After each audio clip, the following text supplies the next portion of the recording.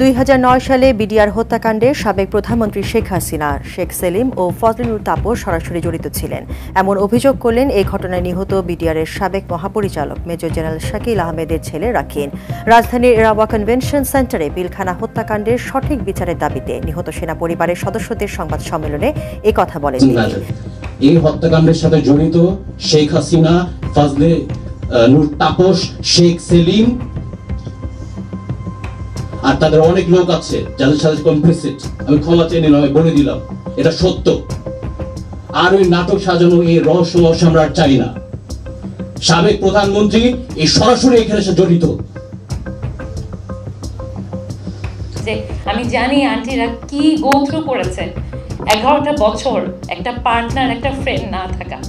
So আমি নিজেকে যদি এখান থেকে সরাই বাকিদেরটা চিন্তা করি, আমরা তখনই জাস্টিস দিতে পারি যখন আমরা অন্যের জাস্টিস নিয়ে চিন্তা করি। আজকে যখন আমি এখানে বসে আছি, আমি কর্নেল নায়াতের মেয়ে নাবিলা হিসাবে বসে নাই, আমি একটা সিটিজেন অফ বাংলাদেশ হিসাবে বলতে চাই যে কোনো সিটিজেনের এগেনস্টে যখন এরকম কিছু হয় যেটা বিডিআর-এর 2009-এ হয়েছে, আমাদের সবার দাঁড়ানো উচিত। এইমাত্র পাওয়া গরম খবর, অবশেষে বেরিয়ে এলো পিলখানা হত্যাকাণ্ডের আসল রহস্য।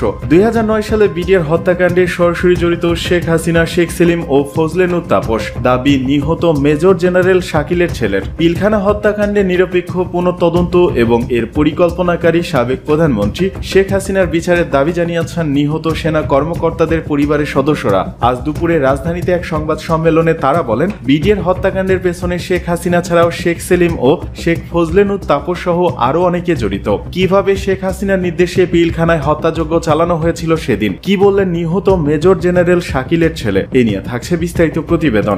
আজকের ভিডিওতে অনেক গুরুত্বপূর্ণ ও চাঞ্চল্যকর তথ্য শেয়ার করা হয়েছে। ভিডিওটি না টেনে শেষ পর্যন্ত দেখে একটি লাইক দিয়ে সবাইকে শেয়ার করে দিন। আমাদের চ্যানেলে নতুন হলে চ্যানেলটি সাবস্ক্রাইব করে পাশে থাকা বেল আইকনে ক্লিক করে রাখুন। 2009 সালে বিডিআর হত্যাকাণ্ডে সাবেক প্রধানমন্ত্রী শেখ হাসিনা, শেখ সেলিম ও ফজলে তাপস সরাসরি জড়িত ছিলেন এমন অভিযোগ করলেন এই ঘটনায় নিহত বিডিআর-এর সাবেক মহাপরিচালক মেজর জেনারেল শাকিল আহমেদের ছেলে রাকিন।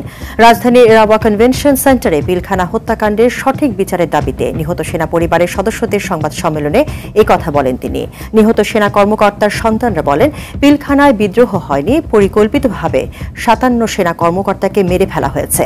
15 বছর তাদের কথা বলতে দেওয়া হয়নি। অন্তর্বর্তী সরকারের কাছে সঠিক বিচারের দাবি জানান তারা। আতিকা রহমানের রিপোর্টে বিস্তারিত। 2009 সালে 25 ও 26 ফেব্রুয়ারি পিলখানা তৎকালীন বিডিআর সদর দফতরে নারকীয় হত্যাকাণ্ডের ঘটনা ঘটে। বিডিআর বিদ্রোহে 57 সেনা কর্মকর্তা সহ 74 জন মারা যায়। ওই ঘটনায় 2 মামলায় 152 জনের ফাঁসি, 423 জনের কারাদণ্ড দেয় আদালত। একটি মামলা আপিল পর্যায়ে আছে, আরেকটি মামলা সাক্ষ্য গ্রহণ এখনো শেষ হয়নি। 15 বছর আগে ঘটে যাওয়া সে হত্যাকাণ্ডের পুনরায় সঠিক তদন্ত ও বিচারের দাবিতে সংবাদ সম্মেলন করেন নিহত সেনা কর্মকর্তার পরিবারের সদস্যরা। স্বজন হারানো স্ত্রী ও সন্তানরা অভিযোগ করেন, তাদের এতদিন সত্য কথা বলতে বাধা দেওয়া হয়েছে। কেন এত বছর ধরে আমরা এখন পর্যন্ত সাধারণ জনগণ জানতেই পারে না যে ইনসিডেন্টটা কেন হয়েছে, কেন এটা দাবিয়ে রাখা হয়। 2009 সাল থেকে এই 15 বছর আমরা বৈষম্যের শিকার হয়েছি। এই ডাল ভাতের গল্প বলে আপনারা আমাদেরকে, আমাদের বাবাদেরকে, আমাদের প্রাণপ্রিয় সংগঠন বাংলাদেশ সেনাবাহিনীকে আর ছোট করবেন না। সে সময় সেনাবাহিনী যে তদন্ত করেছিল তা জনসম্মুখে প্রকাশের দাবি জানান স্বজনরা। পূর্বে যে সমস্ত তদন্ত হয়েছে সেই সকল তদন্তের রিপোর্ট পাবলিক করতে হবে। অবিলম্বে সেই এনকোয়ারি কমিশন গঠন করতে হবে। এতে আমরা মনে করি যে পর্দার আড়ালে রয়ে যাওয়া ষড়যন্ত্রকারীদের নাম বেরিয়ে আসবে। It had nothing to do with the ডাল ভাত অপারেশন, যেটা তখন তারা ওইভাবে করে পোর্ট্রে করার জন্যই একটার পর একটা সিচুয়েশন ক্রিয়েট করেছে। সোদের জিনিসটা এই লেভেলে যায় একজনকে মার্ডার করা যায়। আমরা এটাও জানি যে জওয়ানরা, যাদের জওয়ান বলা হয়, তারা এখানে মার্ডার করেনি। ওই ঘটনায় নিহত বিডিআর-এর সাবেক মহাপরিচালক মেজর জেনারেল শাকিল আহমেদের ছেলে রাকিন বলেন, সাবেক প্রধানমন্ত্রী শেখ হাসিনা, শেখ সেলিমের নির্দেশে হত্যাকাণ্ড হয়েছে। সহযোগিতা করেছে প্রতিবেশী একটি দেশ। পৃথিবীর ইতিহাসে আমার মনে হয় না কোনো ইভেন্ট হয়েছে যেখানে একটা সিটিং প্রধানমন্ত্রী একটা বিদেশি রাষ্ট্রের সাথে ষড়যন্ত্র করে বাংলাদেশের রাজধানীর বুকে 57 সেনা অফিসার হত্যা করে।